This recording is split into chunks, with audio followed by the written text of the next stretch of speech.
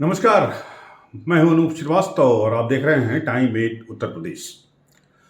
दोस्तों, जिसका सबको इंतजार था वो घड़ी आ गई। आज भारतीय जनता पार्टी ने नई दिल्ली में पहले और दूसरे चरण के मतदान के लिए, चुनाव के लिए अपने 107 उम्मीदवारों की लिस्ट जारी कर दी। 21 नए चेहरों को मौका दिया गया है, यानी 20% नए चेहरे शामिल किए गए हैं इस लिस्ट में। इस लिस्ट की सबसे खास बात क्या है? सबसे खास बात यह है कि मुख्यमंत्री योगी आदित्यनाथ, जिनकी चर्चा चल रही थी, पहले चर्चा चली कि वो मथुरा से चुनाव लड़ेंगे, फिर चर्चा चली कि अयोध्या से चुनाव लड़ेंगे, लेकिन मुख्यमंत्री योगी आदित्यनाथ को भारतीय जनता पार्टी ने उनके गृह जनपद गोरखपुर से उम्मीदवार बनाया है। इसी प्रकार केशव प्रसाद मौर्य, जो डिप्टी सीएम हैं, उनको इलाहाबाद के, प्रयागराज के सिराथू से उम्मीदवार बनाया गया है। बात करते हैं मुख्यमंत्री योगी आदित्यनाथ की। योगी आदित्यनाथ के बारे में बहुत दिनों से चर्चा चल रही थी कि वो या तो अयोध्या या तो मथुरा, इन दोनों में से कहीं से चुनाव लड़ सकते हैं। मथुरा के तो एक सांसद ने बाकायदा इसकी डिमांड भी की थी कि योगी जी को मथुरा से चुनाव लड़ाया जाए। अयोध्या भी मुख्यमंत्री योगी आदित्यनाथ की अगर बात करें तो कम से कम 20 बार अयोध्या मुख्यमंत्री योगी आदित्यनाथ जा चुके हैं। वहाँ उन्होंने बहुत सारे काम कराए हैं और इसके अलावा जो है देव दीपावली, वहाँ पर उन्होंने हर साल दीपावली के अवसर पर दीपोत्सव कराया है। और यहाँ तक कि जिस दिन आचार संहिता लागू हुई थी उस दिन भी योगी आदित्यनाथ ने वहाँ के साधु संतों से और जो भाजपा के जो नेता हैं उनसे बात की थी। लेकिन अचानक से उनको वापस गोरखपुर भेज दिया गया। तो क्या ये योगी आदित्यनाथ की घर वापसी है? ऐसा हो भी सकता है और नहीं भी।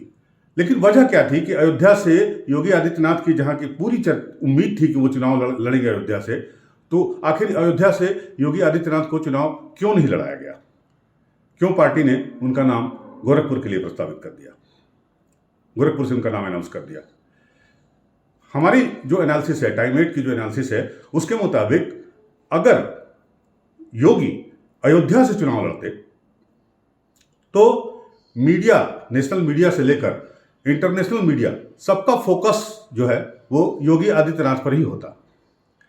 क्योंकि कोरोना की वजह से अभी आपने देखा कि चुनाव आयोग ने पब्लिक रैलियों पर, मीटिंग पर, रोड शो पर, इस पर रोक लगा दी है।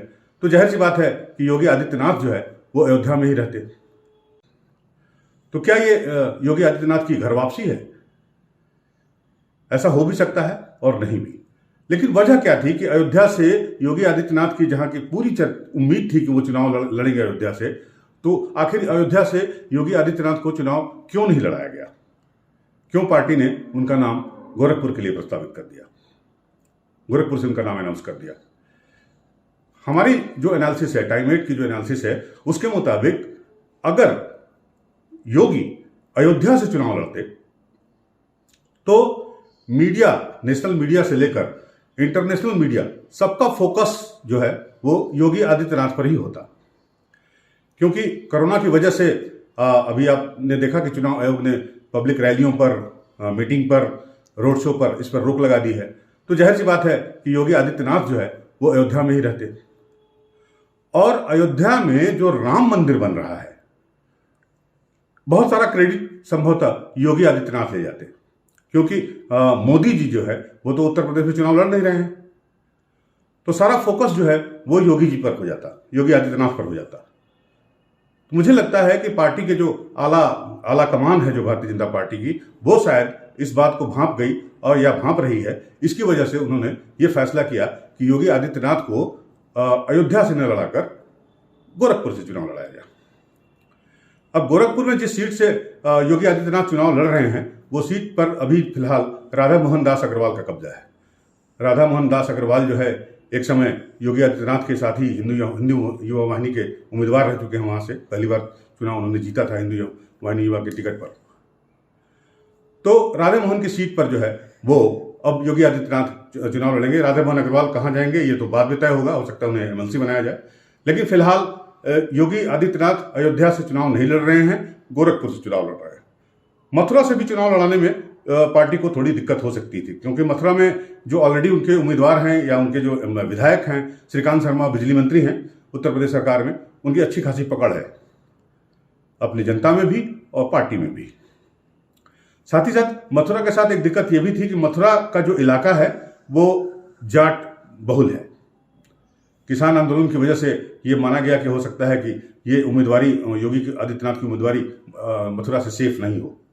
साथ ही मथुरा में ब्राह्मण वर्ग भी ज़्यादा है और जैसी कि चर्चा है, जैसी कि कयास है कि जो योगी हैं वो उनसे ब्राह्मण वर्ग भी नाराज है, तो इसलिए संभवतः पार्टी ने उन्हें मथुरा से भी लड़ने का जोखिम मोल नहीं लिया। साथ ही मथुरा में ब्राह्मण वर्ग भी ज़्यादा है और जैसी कि चर्चा है, जैसी कि कयास है कि जो योगी हैं वो उनसे ब्राह्मण वर्ग भी नाराज है, तो इसलिए संभवतः पार्टी ने उन्हें मथुरा से भी लड़ने का जोखिम मोल नहीं लिया और अल्टीमेटली जो है वो योगी आदित्यनाथ को गोरखपुर से चुनाव लड़ाया गया, अपने गृह जनपद से। बात करते हैं डिप्टी सीएम केशव प्रसाद मौर्य की। केशव प्रसाद मौर्य के साथ ये था कि वो सिराथू से पहले भी विधायक रह चुके हैं और फूलपुर से सांसद भी रहे हैं, प्रयागराज के फूलपुर से। तो और केशव प्रसाद मौर्य पीडब्ल्यूडी मंत्रालय उनके पास था, तो सिराथू में उन्होंने काफ़ी काम भी किया है, काफ़ी हद तक सड़कें वड़कें बनवाई हैं और वहाँ से उनका जो लोकल जो कॉन्टैक्ट है वो भी काफ़ी बेहतर है। इसीलिए केशव प्रसाद मौर्य को जो है वो टिकट सिराथू से मिला है। और एक नाम और है बेबी रानी मौर्य का। बेबी रानी मौर्य जो है वो आगरा से चुनाव लड़ेंगी, उत्तराखंड की पूर्व राज्यपाल रह चुकी हैं। तो कुल मिलाकर अपनी पहली सूची भारतीय जनता पार्टी ने जारी कर दी है। आज बीएसपी ने भी 53 उम्मीदवारों की लिस्ट जारी की है।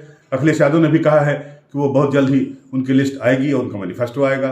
तो चुनावी संग्राम शुरू हो चुका है। हर खबर हम आप तक पहुंचाते रहेंगे। आप देखते रहिए टाइम 8 उत्तर प्रदेश। इसे लाइक करिए, सब्सक्राइब करिए। Thank you.